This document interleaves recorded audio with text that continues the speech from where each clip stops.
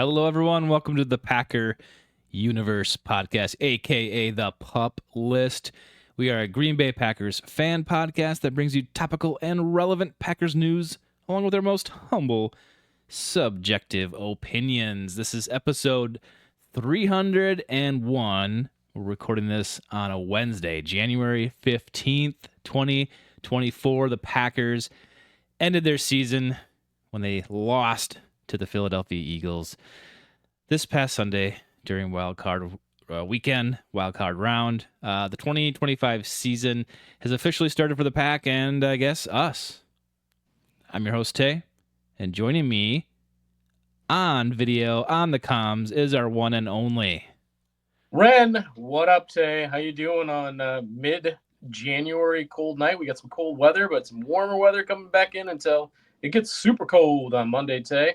And it feels like it's pretty dark and cold in Wisconsin after you said January 15th, 2024, but it's actually January 15th, 2025, the end of our 2024 NFL season. Yeah, that's still last year. Happened a few short days ago, Tay. I'll say, honestly, that team never felt right to us all year. They never played the complete game.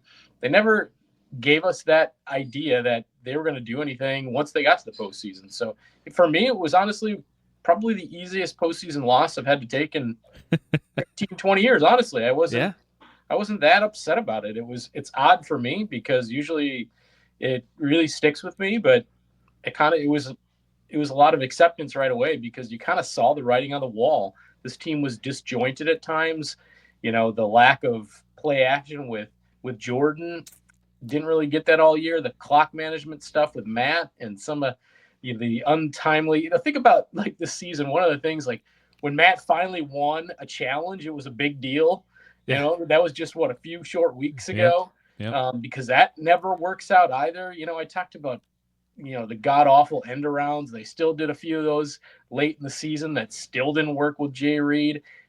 There were just a lot of weird things. And then they do the post season exit interviews on Monday, and you get Tucker Kraft saying, you could just feel something brewing. Javon Bullard saying, yeah, we should be able to beat guys like this. You get the weird, Jair's not talking to, the media. I'm not going to talk to the media because I don't think I'm going to be here next year. I don't think there's anything good to say, but he did speak to the media by saying that, so just that's kind of Jair encapsulates, I think, the whole season. Just something didn't feel right. Even with that situation didn't feel right, and the team never felt right, in my opinion. And, that's why we're talking postseason, no longer postseason football for the Packers on January 15th today. Yeah, I agree with you 100%. Like, this team, to me, wasn't ready. They didn't really deserve to move on. You watched that game, and we all watched that game. They weren't ready to go on to the next opponent at all, especially not even considering the injuries that happened during that game. They weren't ready to go, for this coming week. No way. So this team just wasn't on so many levels not ready. The defense, finally had a really good progression. I think over the season they were good. There's still some holes there, some issues, but everything else kind of just wasn't working out the way we thought it was going to work out. The kicker, right? That was a shining spot. And that covered up a lot of things for the special teams. Josh Jacobs, I think, is pretty much the MVP of the Packers for sure. Definitely on offense, without a doubt. On offense, but McKinney, Xavier was amazing too. I think he'd be my MVP of the defense. But without Josh Jacobs, you don't have a lot of these wins. I think Xavier McKinney had a bunch of those interceptions up front, and still was awesome throughout the whole year. But I think you got to hang your hat on a lot of those wins on Josh Jacobs. But just the offense in general was especially down the stretch here, was bad. Or not, I wouldn't say bad. It just was not productive at all. And you needed that to happen to feel good about this team going forward. So I completely agree with that sentiment.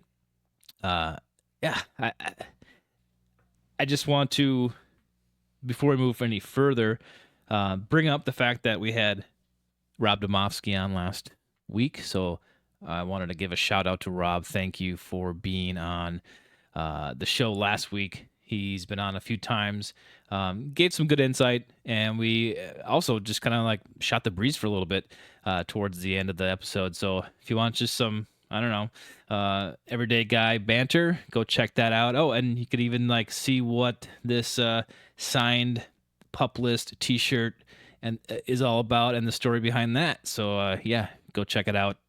You can find that on YouTube or the last week's podcast episode. Ren, but Yeah, by the yep. way, who doesn't want to, relive me saying the Packers are going to win by one on, an episode we already recorded. Yeah. Obviously, we're grateful to Rob. It was a fun conversation, but man, tough to go back in time and think we still got a shot. I'll tell you that, no doubt. I Definitely think grateful to Rob. it was only a couple times like I picked the Packers to lose, and that was one of them. But I didn't think it was going to be such a low scoring game for the Packers, so that was disappointing. We locked in the 23rd pick in the draft coming up in April. We're kind of used to that, aren't we, Ren? Right in the mid 20s. I mean, maybe this is a little higher than normal. I'd like it to be in the 30s, Tay, but we're so used to this spot, aren't we? Yeah, this kind of seems like a similar spot the Packers are always in. Well, if somebody slips, do you move up and grab them, or nothing there you like coming into that thing, and do you trade down? That's a predictable Packers predicament to have, and usually ends up going the latter where, we can get some more value by trading down, and they do just indeed that. Sometimes as far as trading out of the first round, but really for all intents and purposes, Tay, it should be a really interesting offseason based on the Packers having a lot of that Rodgers stuff finally off the cap and having a lot of cap flexibility. So they'll be able to do a lot of things. And saw a neat tweet out there today ranking them 32 all the way down to 1 with teams with free agents. And of those, every team per their free agents, what percentage of the snaps did those free agents play?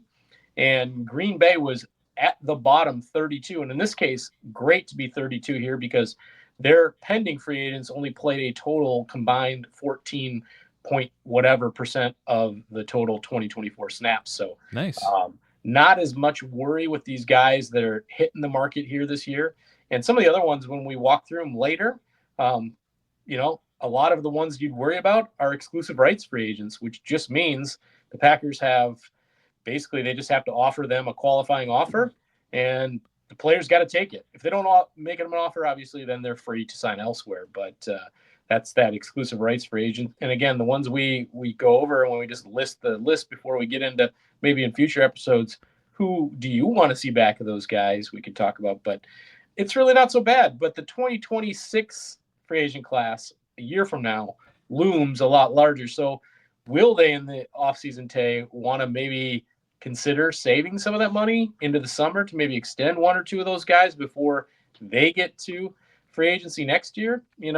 Brian likes to do that because Ted liked to do that. So, that's going to play a part in how they spend some money come free agency as well. So, yeah, nice. I'm looking forward to this offseason too because it kind of piggybacks off last offseason where we picked up 2 really good free agents. Both are going to the Pro Bowl or selected to the Pro Bowl. I don't know if they're going, but that's super encouraging because now you're like, okay, it's proven that you can just pick up 2 guys. That's all. You don't need more than that. And they can come in and fill the holes and produce for you. And I think I think everyone thinks that is exactly what the Packers should do this year is pick up another 2 guys somewhere that really fills in the gaps and makes this team a whole lot better. Go ahead. Yeah, I was going to say, and obviously those 2 free agents, with some of that, end of the season press conference stuff, I think Josh and Xavier are both ready to take that leap where it seems like they need some vocal guys in the locker room because you saw 2 guys out there on Sunday who really care about the football team and they want to win, where maybe you got the idea from some players saying some veiled things that maybe there's, not enough leadership and enough outspoken players that really get everybody to focus in on what they're all striving for, and that's obviously not just to win one playoff game, but ultimately win a championship. So Yeah, both those guys, Jacob and McKinney, are coming from teams that don't make the playoffs or haven't for over a consistent basis at all. The Giants, who are the Giants? Raiders, they're a flash in the pan sometimes. But anyway, so they're used to not winning, not going to the playoffs. So it's nice to see that. But let's bounce back to that locker room. I think that the locker cleanout day, Ren. I think that's not necessarily the best time for a lot of players at the end of the year, especially when you've just lost a playoff game. But it's important to note their reactions and just kind of maybe bookmark it and say, okay, this, you're feeling that. I don't like to read a whole lot into that, it in general. I think I was kind of pleasantly surprised about the Kraft comment, kind of pushing the team verbally forward without like calling anybody out necessarily, just like something's off and whatever. And that could be true. But then you get guys like Jair, who is just like, says more without saying anything. And you worry about that situation, which we'll get to that in a second. But Keyshawn Nixon, let's talk about him. He says that, and this is right after the game. So the comments were, this isn't verbatim. I'm just paraphrasing. Like, I don't want to take kick returns anymore. I want to be the cornerback CB1 because CB1s don't take kick returns. Like, that's not for them. And then I think the next day Matt had his presser, and Matt's like, yeah, laughing, smiling the whole time. He's like, yeah, I'm gonna go actually talk to Keyshawn right now. We have a good relationship, and I don't really know why he said that, but I'm gonna go have a chat with him now. But I understand Keyshawn's frustration. I know he wants to be a number one cornerback. I'm sure after that hit and kind of taking the wind out of the sails for the Packers on the very first play with that fumble, he probably doesn't want to do it again. Will he? I'm sure he was brought in as one of the best that we've ever had in a long time, kick returners. He's good at that. It just sucks that this happened to him and kind of set the pace for the Packers on that game. But I want to hear your opinion. I don't think Keyshawn. I've seen him in a lot of bad plays, giving up a lot of things this year as cornerback. I don't think he's a CB1. I don't know if he'll ever be that, and I don't know if I want him to be that. I love him as he is, as a kick returner, as kind of like a firecracker out there, making plays, ball hawk. But I don't think he's that number one dependable cornerback. I love him in that support role where he's nickel and just kind of like going out there trying to strip the ball and tackling guys. But what do you think about Keyshawn, his comments, and like where do you place him in this Packers roster right now? I think Keyshawn didn't play an outside boundary cornerback position too bad today down the stretch. I really don't. Okay. I don't think he's a CB1 by any means, because that's just, they're few and far between. I mean, when Jair's healthy, he still is. Obviously, we'll get to Jair too, but based on what he said, there's no way Jair is back with the team next year. But going back to Keyshawn, I think the defensive backfield, you look even on Sunday, they again did it with a little bit of Band-Aids. I don't think anybody in Green Bay is a CB1 at this point. But hey, man, Xavier and Evan and Bullard in the slot. I think Bullard's better suited there, so you want him there. And then obviously Key can play some boundary, but you hope you have other guys pressing for those positions. Obviously Valentine played really well this year, but that he stood out when he was just overpowered and undersized against Dallas Goedert. Yeah. That's going to happen sometimes. But you look at some of their other free agents today. We haven't gone down the list, but you've got Robert Rochelle, who's a free agent, Eric Stokes. A lot of their backup guys, aren't going to be available either. So they're going to really have to rebuild the room. And you certainly like Key there to play some CB1 at times, because guys just go down. And I think he can hold his own. I think he performed, I don't know, as a outside corner as best as you could expect this year again. So should he be returning kicks anymore? I didn't see him. The whole NFL rule change, remember, they were just trying this out this year. We'll see if it returns next Mm-hmm. year, which it very well may. But, you know, it didn't lend itself to success really for anybody out there.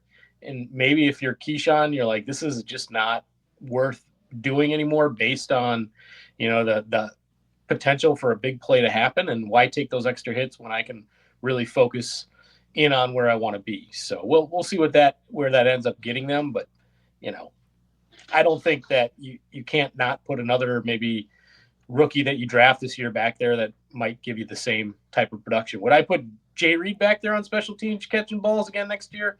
Nope. He muffed what, 3-4 of those this year? Yeah. No thanks. But yeah, Keyshawn needs to help, put it this way, Tay, wherever LaFleur and company think he should play. Put it that way. I don't think he's earned the CB1 title. Right. I think you can't just say, "Oh, I want to be that." That's what I don't want to do this anymore. It's not like that. I think that's what Matt probably had a beef with. Is like, dude, you don't dictate what you do, for this team. So I kind of chuckled at that. Let's get to Jair though, number 23. It's just kind of common knowledge that everyone thinks he's gonna be gone, or we have to do something about it, right? Like that's what we think was gonna happen and going to happen. And I think that's just obviously because he's been gone. Like he's been out, I don't know, like 60% of the games in the last 2 years. So it's bad. It's just a bad look. And whenever that happens, you obviously, we got to get rid of him. It's because something's going to happen. We can't have him here. But in reality is they only have like 3 options, like keep him, cut him, or trade him. And these are all, I think all of them are kind of not ideal because he's not healthy right now. He literally is not. And if he was healthy, if he didn't have injury issues, we wouldn't even be talking about this. Maybe we'd be talking about his inflated salary and that he, maybe he's getting paid too much, but he wasn't on the field to prove that he still has it or doesn't have it. We needed him to be out there. He wasn't. I would love for Jair to be out there playing every game if at all possible. But it's this Aaron Jones kind of type of situation where it's like you're injured. I'm sorry. We have to we have to move on.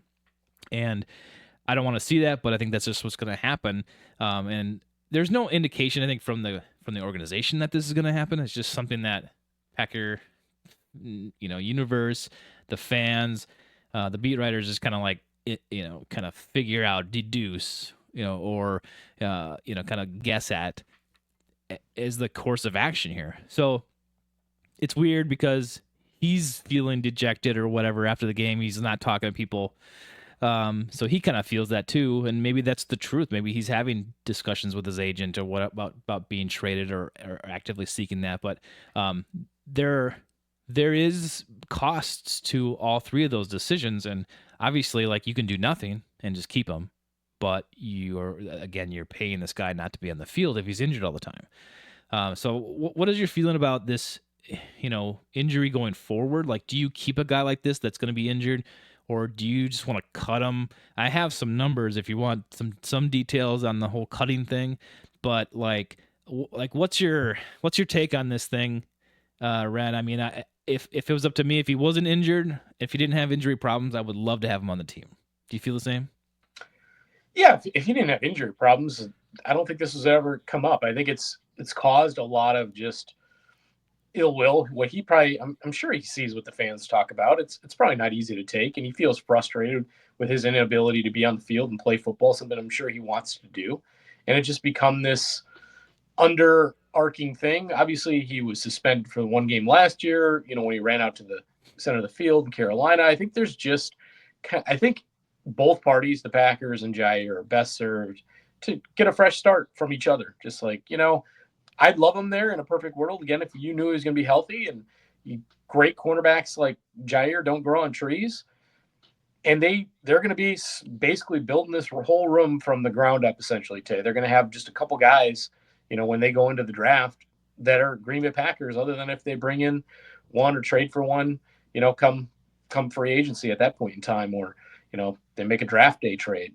But Yeah, it's tough. You swap one corner for another with a team. I don't know, but he needs, I think, a fresh start, and I think the Packers, the experiment, missing 34 of the last 68 games. You're talking half the games. I mean, it's just you, you just have to move in a different direction. It's just not worked, and it'll probably be, and you hope really for both parties, but it'll probably be where he goes and he stays healthy and plays really well somewhere, and you're like, damn, I Yep. wish we had a corner as good as Jair, but we let him go. But that's the reality. I think it just needs to end and everybody go their separate ways basically. Yeah.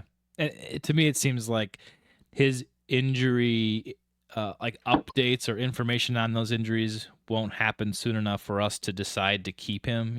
Like it'll come at like wrong times, like, oh, we have to make a decision, or even like after June 1st or something. Like you get indication, oh, he's gonna be fine, and then it's like too late. We already cut him or whatever. That's what I think is going to happen here. So it's like I think the Packers have to make a decision before we get concrete information on his health going forward. But he makes 20 sorry, in 2025 he'll make 18 million, then the next year is 20 million. That's 26 million and 28 million cap hit respectively. So that's huge.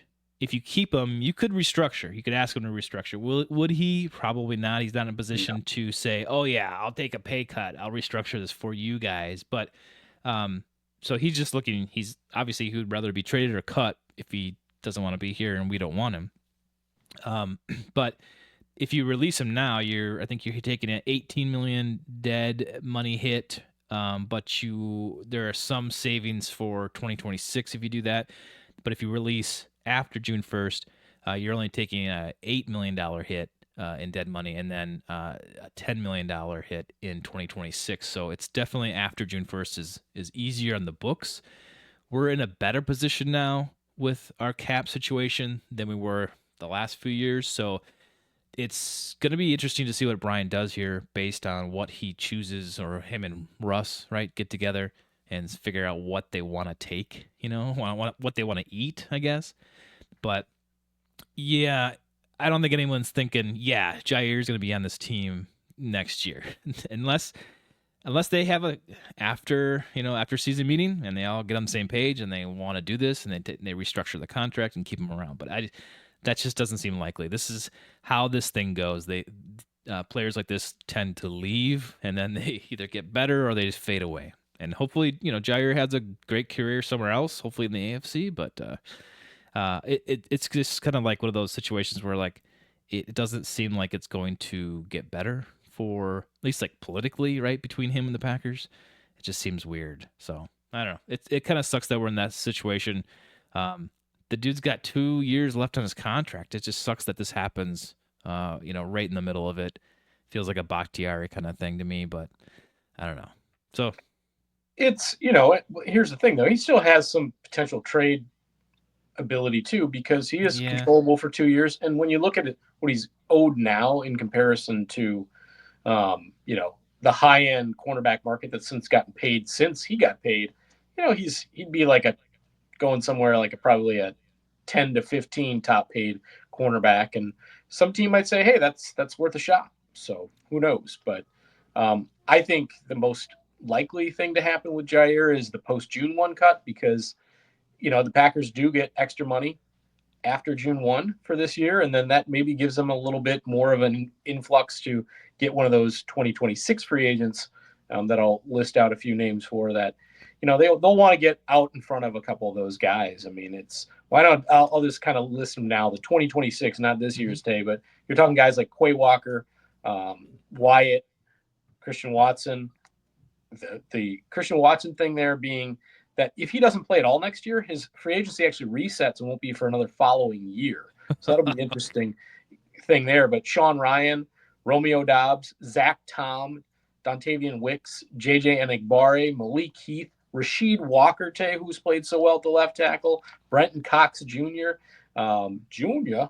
There's so you're talking some much bigger names in 2026. And speaking about rebuilding the cornerback room, I mean, you get to next year, there's potential that whole wide receiver room again gets a lot of draft picks in 26 because they lost a bunch more guys. You're talking Mm-hmm. there's Heath, Dobbs, Watson on that list right there, Tay. There's three guys. It's crazy. So yeah, they want to get started drafting some wide receivers this year, just to be sure, given even Watson and Dobbs' injury history. So it's crazy. But yeah, I think going back full circle, I'm going in tangents here, but is the June 1 cut makes the most sense to get one of those 26 guys maybe extended before you have to worry about one of them getting to free agency. Well, speaking of injuries and that wide receiver room, Ren, it's like those are hand in hand right now. I mean, you got Watson out. Who knows when he's going to come back? Probably not until the beginning of the season at some point. No, probably not till Hopefully. November, Tay. When you're talking So, okay, ACL, November, right? Yeah, yeah, it's a long time. at, Even if at the he. earliest, I would say. So you got him out. Dobbs, I don't know. I have not heard anything, but that didn't look good. He was helped off by two people into the locker room after being in the end zone on his back forever. That didn't look good. You got to wonder what's going to happen with his career. Like, he has to make some decisions, probably two concussions pretty much back to back, like in 2 weeks time. And that's not good. So, And you wish him the best too. I mean, oh yeah. that's a life concern, man. I mean, he's Yeah, got to really exactly. weigh his options. Like, do I keep putting this at risk? Because he certainly thinks about it and has. It's concerned him. You can tell just he's one of the guys who wears a Guardian cap, and that even happened with the Guardian cap on. I mean, it's yeah. So he his career, I guess, with the Packers too, is also in jeopardy for not just next year, but maybe forever. Jaden Reed says, thankfully, that he doesn't need surgery on his shoulder. He landed on that thing. Yeah, he separated his shoulder. That's great news. So you're left with 4 guys on the roster currently, and they didn't really prove themselves to, really do much of what we thought they were going to do when we came into the season. We thought this was one of the best wide receiver core, young wide receiver core to come through for a while, on any team. It was like, oh, this is going to be great. Like, Jordan Love's just going to be bam, bam, firing all over the place. So all these guys are going to be great. But it didn't really pan out like that. Wicks, had trouble, holding onto the ball, catching the ball from time to time. Heath and Melton were average at best. And then Jay Reed seemed awesome at the beginning of the season, then kind of fell off. And whether that's scheme or just production or execution, I don't know. Are these wide receivers getting the correct separation, to help Jordan Love out? It just didn't seem like it down the stretch. And then you got your top 2 guys that were just out, recently. It just doesn't look good to me, and I'm not excited about this at all. I hope that they either go get someone in free agency or they draft someone high. I just don't see how that could immediately fix things. But if they did get someone in free agency, I think that would help a lot. What is your take on this whole wide receiver core right now? Are you worried about this? Like, is this something that you're okay with the 4 that are healthy right now going forward, or you're like, no, we have to build off of this? Yeah, I'd say you have to be concerned, Tay. I mean, again, going into 26, you talk Wicks, Dobbs, and Watson are all free agents. Heath, when you look at Heath and Melton, you're talking, kind of 4 or 5 guys. And if you throw Wicks in the mix, he's maybe a 3. Reed is, I can think, from the slot, it could be a great 2, but still the one needs to be there. And yeah, they need to spend a first or second round pick this year on a wide receiver. I really do think that. And they probably need to get a veteran also in free agency. And if that ends up being, if the Jets release Davante Adams, I think it's something they seriously would need to consider. And that's not just because of the familiarity. Some of it is familiarity because, hey, he knows it here and they know him. And he's obviously played with Jordan a little bit, when Jordan was there and he was there. But I think that would be a good fit for all those reasons. I mean, it's the easy one to pick and say that makes sense, but I think it does. You need that veteran leadership, obviously something they've been lacking. The young guys are certainly going to listen to Davante. They're going to all, sit there starry-eyed and go, look at this is one of the best route runners in NFL history.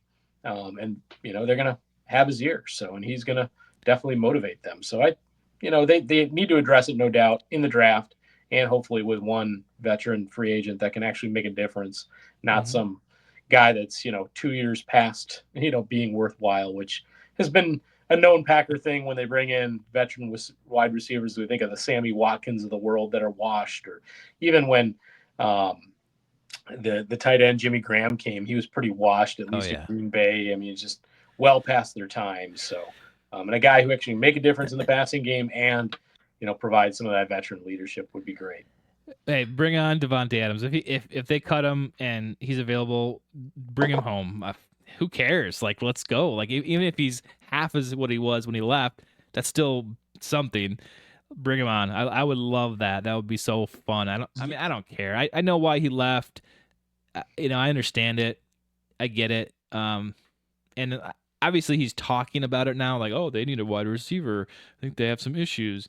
And it's like, so everyone's like, oh, you got to come here. And it's like, is it going to happen? No, but I'm fine with it. Totally I'm fine not. with it. I'm not saying it won't happen, Tad. I think it's a certain, it's got some certain possibility to it. It really does. I mean, think they need a true possession guy. And Dobbs has been great when healthy, being that guy. When they needed first down, he was going to get it. But Yeah. you need a possession guy at the sticks when you need to throw in a big time moment. Think about that fourth down that went to Heath. Does maybe Devontae Adams actually somehow get that ball and keep his 2 feet in bounds? Yep. That's the difference that makes with a guy like that. And I think at times you need somebody that can do just that for you. The other direct or rhetorical question, however you want to take it, Ren, is yeah, you get Devontae Adams in here, and maybe you have Jay Reed, maybe you have Dobbs, maybe the other guys. But is Jordan gonna be able to get him the ball like we want, like we expect? Like, it's not automatic because you have DA in here that Love's gonna throw him the ball like Rodgers did. So that's another expectation. Like, slow down. Like, okay, Look at what he did in Las Vegas, Tate. Do you think that Carr is, worlds ahead of Jordan Love in quarterback play? I would say the opposite, actually. So I think it'd be fine. It'll work out. Jordan, again, wasn't sharp at all times this year, but I think the long term, progression needle for Jordan Love still points up in a pretty good way. Yeah, I did too. I'll just want to say that too. Like, I think maybe I was hard on him in the first takeaway we had a couple days ago, but I'm fine with what's going on. I think Jordan Love has definitely the capability to progress even more, and I think the trajectory is up. I totally believe that. I'm okay with this. I just expectations versus reality was a little less than I thought, but this is what I thought he was gonna be. Was mostly like just like, I hate to say this word, I hate the game manager title, but that's kind of what it is. Like, let's like, you can do it, keep everything in front of you, don't make mistakes, which you did earlier in the year, and just like, let's help the offense run and just complete your passes. I think he could be fine, and be fine for the Packers in his career. I'm not looking for a gunslinger. I'm not looking for the surgeon Rodgers, but I think he's fine. I think he'll get better. So I'm not worried about Jordan. It's just it was a little underwhelming this year when it just seemed like I could have done a little more, made some better decisions. But on that note, Tom Clements retired. First coaching change, maybe not the last, but Tom Clements retires, and you wonder. At least I asked myself this: was he being coached to not push the boundaries? Was he being coached to hold back? Was he being coached not to take risks? And that kind of is what his play style was this year. I know he was throwing those interceptions there, but that was early, and I don't know. So, like, do you just let Jordan Love go now? Do you have another quarterbacks coach that can help him progress the way he should? Was Tom doing it the old way? Was Tom right on cue? I don't know how Tom was coached or what the effect of Tom was on Jordan, but Tom has called it quits, and he's had a wonderful career for the Packers. Teaching Favre, teaching Rodgers. You can't take any of that away from him. He was awesome. So congratulations, Tom. And I hope you live awesome in retirement. Yep. Well, and hey, I know there's probably some underlying fear out there. Jordan will regress without a Tom Clements there. I don't think that will be the case. I think, obviously we don't know Tom's exact coaching style behind closed doors, but my guess is he does teach a lot of, smart fundamentals that you need to get used to, and how to play the quarterback position from an efficient standpoint. But Jordan's been there with him for years now, and he knows the message. Really, it's about, you know, when he hits his back foot drop, and how he delivers the football at times. Or, remember Jared Goff, and I use these two guys all the time. Jared Goff and Josh Allen, I think, are great ways to be Jordan Love. And Jordan just played his second year. Josh Allen, he was below 60% completion percentage his first 2 years in the NFL, so he got better.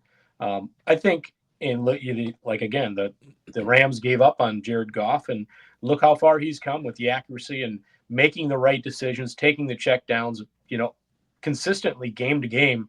We watched him play the last couple of years, being here in the North. He finds and goes through his reads perfectly and finds the open guy. He doesn't take risks because he doesn't need to, and he knows exactly how to lead that offense. And I think that's something you grow into a little bit with more seasoning, and both those guys have had that. I'd like to see Jordan. He missed a few opportunities against the Eagles, and all year run the football. Like, when he's very good at evading sacks, he slides in the pocket really well, but he seems really tentative, and I think he can be a guy that puts 60, 70 yards on the ground pretty consistently, a game-to-game basis, just by, taking off sometimes when you don't even like the check down a whole lot, but there's nothing in front of you for 5 yards. Get moving on the ground, Jordan. He just doesn't seem to see absolutely. or have that part in his game yet, and I really hope he finds that, because I think it could really help open up the offense too. Yeah, totally, Red. I'm glad you brought that up, because I was screaming at the screen when I think it was that pass to Wilson on the sideline. He had like so much room in front of him. And it was like almost a lateral back to Wilson, and then he didn't get anything. But it was like, I'm looking for Jordan to run. It's like that's what they had in Malik. I think that's why they kind of liked putting Malik in there sometimes, or not worried about it. Is he'll just run if you can't do anything with it. And why can't Jordan run? Is he just not a runner, or he's just trained to not run, asked to not run, don't take the hit? I don't know. You can slide still. So I wonder that too. I would love to see that as a tool in his belt. And Jordan's got kind of a bigger body. When you look at him, Goff's a little thinner kind of style, but I think he's more towards the Josh Allen thing, where he's a bulkier quarterback. He's not huge like Josh is, as a big guy overall. Yeah. Josh kind of more like that Roethlisberger kind of bigger body, but I certainly think he can. I think he's not a slow guy. And again, and when I say 60, 70 yards a game, it's not a lot to you. You're talking a few runs here and there. Yeah. Yep. But he should consistently, in my opinion, be putting up 50. Just pull the ball down and go when it's just not there. He needs to find that part of his game. And again, just going back to anything, I think there's a lot of growth for Jordan still to happen. And I think when we look back in 3 years, we're gonna like where Jordan's gotten. So yeah, I agree. Quickly, and then we'll move on to some coaching staff stuff. But Myers. It was told to us that Myers doesn't have a serious injury with his ankle, so that's really good news. Which is great, because he's hitting free agency, and you just feel awful, man, for the guy himself. Like, if that happened, But honestly, Ren, I like Myers as our center. I have no problem with him. I know he's not everyone's favorite, but you don't hear his name called very much. You don't have a lot of snap issues. I just don't see the big hate on him. Unless, like, I see some stats or something, but I didn't feel that at all this year. He's a free agent. Are we gonna pick him up? Probably not. But to me, that would be a miss, unless you have someone that can go. I know we have a bunch of guys that can play different positions on that line, but a dedicated center, I think, is always optimal to me. It's great to have guys that can come in and play center when your center's out, but I just like the way it's set up now, and I feel like I'll be uncertain about it if we don't bring him back. I don't think they're going to, Tay. And Josh is pretty average when you look at his grades overall for the whole season. He'll grade out as very, very average. Nothing pops. I think he had a decent year, but I think this year's decent year is kind of that's his ceiling, Tay. Yeah, and I think they look at that and they go, we can do so much better.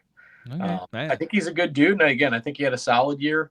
But, when the final grades come out, nothing will jump at you and go, yeah, we need to have that guy back. But that's okay. I mean, like, did Jordan Love jump out at everyone and say, I'm a above average quarterback this year? No, he was like average, and everyone was like, he's him, though. He's him. Don't worry about it.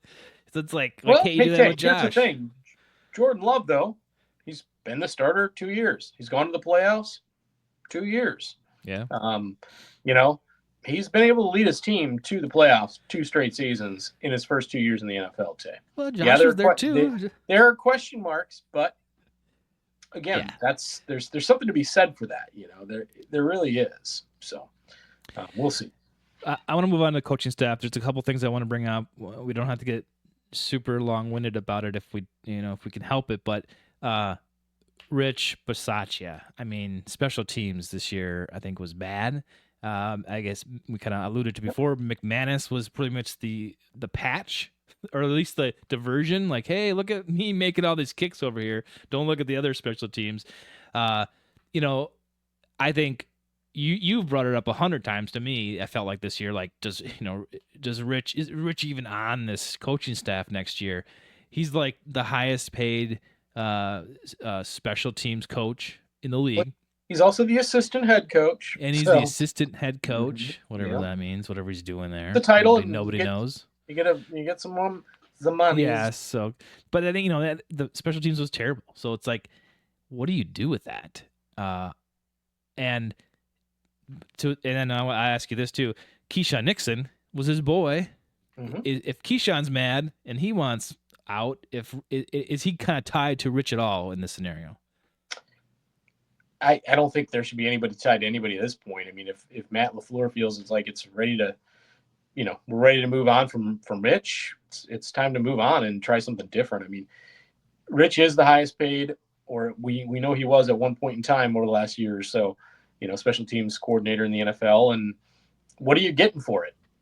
Typically a bottom 5 to 10 special teams group every year he's been there, Tay. Literally every year. Yeah. I mean, granted, yes, they switched out the kickers a couple times and early in the season, finally settle on McManus. It gets figured out, but then he still misses one in Philly, which sucked because that game looks a lot closer near the end. But Danny Whelan is great. Orzic is okay. But the rest of the special teams, I mean, there's drops all the time, and it's just special teams is somehow screwing up a third to a little less than half somewhere of the season games. There's special teams issues that go, well, that sucked again. Mm-hmm. Like almost every other game, you're like, well, the special teams wasn't that special. There's always something going on. There's always a gaffe, and it just, I don't know. If they moved on from Rich, I wouldn't feel too bad about it. Yeah, I'm with you there. If it's gonna change, or if it does change, okay, bring it on. I mean, whatever. You're always like, if it's better, do it. If it's a lateral movement, then maybe it's either or. But if it's if they don't have anyone else to come in and do better, then that decision was wrong. But I'm okay with any of that. Let's just try. I'm at the point where, and then when we brought him in, it's like, let's just try it. Let's try it. You get a new defensive coordinator this year with Hafley. Looks good. Let's try it. And that's what I like about the Packers lately is they're like, let's try some different things, right? Let's not be stale like we've felt the Packers have been for years, historically conservative. So, if you want to change it up, Matt, go ahead, change it up.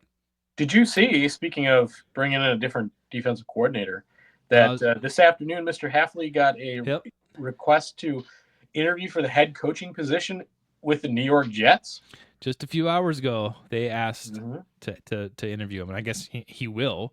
I think they have to let him because it's a upward hire up to it'd be head coach. Head coach of the Jets is kind of like being a special teams coordinator somewhere, but right for him it would be a pay grade and a much better title. Yes, it would be, but does he just want to be another one of those names that get hacked in a couple of years?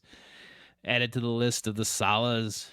I don't know. Like, I don't want to see Hafley go. I think things were going well. It would be awful, man. I'd be upset about it because the defense suddenly was pointing in a great direction. Again, you saw in that Philly game, after the Eagles score, in 3 quick plays after the fumble, obviously, which probably should have been the Packers' ball, and they probably should have called the flag on it. But, Yeah. Not going back to relive that. But after that, of the next 6 possessions, I think the Packers held them to 3 points. And that was even coming out of the half a little bit into the third quarter until they had that long 7.5-minute drive where Dallas Goedert blew Valentine into oblivion. But the defense played really well, and you just want to see them build on that, with guys like Xavier there, and Evan in his second year, and Bullard in his second year, and Cooper in his second year. And man, what can it be with Halfley? But if they lost him, man, I'd be pretty upset about it, because you're starting from scratch. Yeah, absolutely. I don't want to see him leave. A lot of people would say, well, Salah's available, but he wants a head coach job. He doesn't want to go. He's been interviewed to go back to San Francisco. So I would think if he gets a head coach job, he'll take that. And then his other pick would be to go back with Shanahan. I would think 100%. If he doesn't get a head coaching offer, he's going back to San Francisco 100%. Yeah. And obviously Halfley having this position, he's not getting it dethroned just for Salah. It would have to be vacant for Salah to come in. One would think. The Bears requested to interview Adam Stenavich. I laugh because I'm not a fan of Adam. I'll be honest. I don't know if that's ever been alluded to, if you've noticed from me, but I just don't like it. I think he's a great O-line coach, but that's as far as it goes. I know that offensive coordinator for the Green Bay Packers really doesn't do a whole lot. It's a title, right? Yep. But whatever. It's still, I think, important. I loved when I totally am blanking on his name. Ren, the guy that Joe Philbin? A couple years, no. From Joe Philbin? No, Joe Philbin. Okay. Now the guy that went to Denver for a year, and then he went out to Jets. Mr. Gold Zone, Nathaniel Hackett. I liked it when he was here. I think that worked for us. Adam just seems kind of like, oh, okay, we'll just get out there and we'll run the ball, and we got everything figured out. I don't know.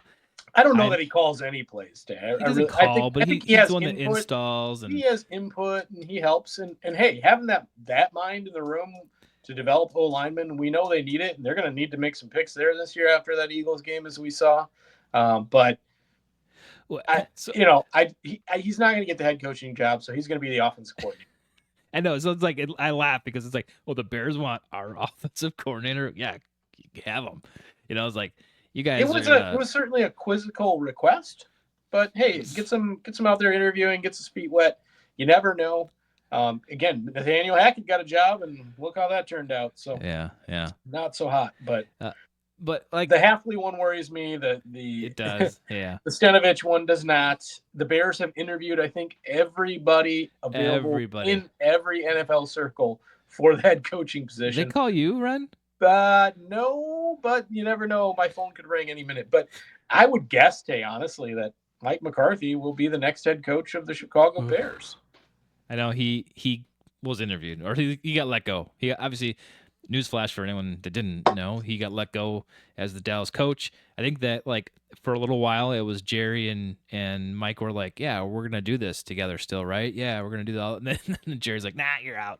I think they kind of came to terms, and they're like, we got to move separate ways. It was a weird thing, but it was Dallas is a mess, and it's been a mess for years. It's going to continue to be a mess. Even Troy Aikman on the pregame before the Monday Night Football game with the Vikings, and the Rams. Yeah.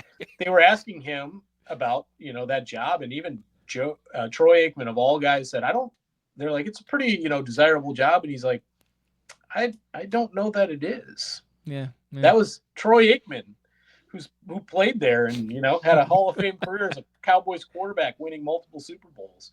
You're like, whoa. Well, and I think part of that reason is with the Jones family. I think it's just that makes that job maybe less than desirable. Absolutely. And credit Mike McCarthy for going down there and giving it a shot. You're a brave man. You are a brave man. But is he going to be the Bears coach? Maybe. I'm like, dude, don't do it, man. Do not do it. It'll look weird, It'll look so weird. Then the Cowboys and then the Bears. I mean, those are 3 iconic franchises from at least NFL history as far as that's concerned. I mean, the Bears and the Cowboys have sucked forever, but they are iconic franchises. Is Mike McCarthy a Hall of Fame a coach? Is he Hall of Fame like Sure. I material? mean, if he takes the Bears job and takes them to the playoffs, something consistently that the Bears haven't been able to do forever, and turns that, just rudderless ship around that's been spinning in the ocean for 20 years, and you have to deal with the McCaskies like Joey tells us about, how weird the Yeah. politics and the voices inside, you know, the building are at Soldier Field. I mean, sure, yeah, I think that maybe puts Mike McCarthy in, you know, future Hall of Fame coach category. Yeah, I guess he's got one Super Bowl as a head Yeah, coach. I think that might get him there. Well, wasn't that you mentioned it Monday night? Sorry, Vikings. We all knew this was going to happen, right? The I Vikings did not think that, imploded. but when I flipped it on and it was 21 to Uh, 3, I was like, whoa, I what's watched a lot of that happening game. here? It was awesome. I mean, just to see them implode again, Ren, at the end of the year, they're all that for 16 weeks, and then here it comes, the classic Vikings, Well, down with the ship. Oh, well, love like it. our friend Rob Domofsky said, what finds its level, water finds its Yeah, level. yeah, Yeah, Sam Darnold yeah. has found his level, but I think almost it's unfortunate, Tate, because here's why. Had he not had those last 2 weeks, I think the Vikings are going to pay that guy I $55 million know, a year. I I think think you're they right. were. Yep. So then he could have found his level next year, and they would have been on the hook. So I think Yeah. we actually might have lost also by them losing, because they would have been in a really, really tough spot with some serious, cap Yeah. ramifications for some years to come, with a guy that's finding his water level now, Tay, and not great. But again, watching the Vikings lose, because they're trolling us after our loss. It's Yep. good. Yep. Look at you, 14-3 team, flush another one in the wild card round. You're pretty good at it, Minnesota. I So, loved wah it. wah wah. That Super It Bowl trophy case, Tay, will remain empty. gone. So, yeah, funny. Well, uh, we'll have a bunch more episodes even before free agency about a lot of different topics, Ren. So, uh, if you're new to our channel, to our podcast, stick around. We've got a lot more discussions about free agents and about this team, and maybe what they need to fix, what they have going on. That's great. I just want to thank everyone that has followed us along on this journey so far. Thank you for supporting us through the season. I know we increased our video content exponentially this year. 2024 season, and I plan to going forward doing a lot more. So stick around, subscribe, tell a friend. We really appreciate the support. I'm looking forward to 2025, Ren. Like I agree with you. This loss didn't really bother me. I don't think the Packers are ready, but am optimistic about this. Youngest team in the NFL. Like you said, there's a lot of guys that aren't free agents. That's great. We're in a better cap situation than we were a few years ago. I think it's 22 million now. Ken Engels, if you don't follow him on Twitter, you should. He's the cap guru guy.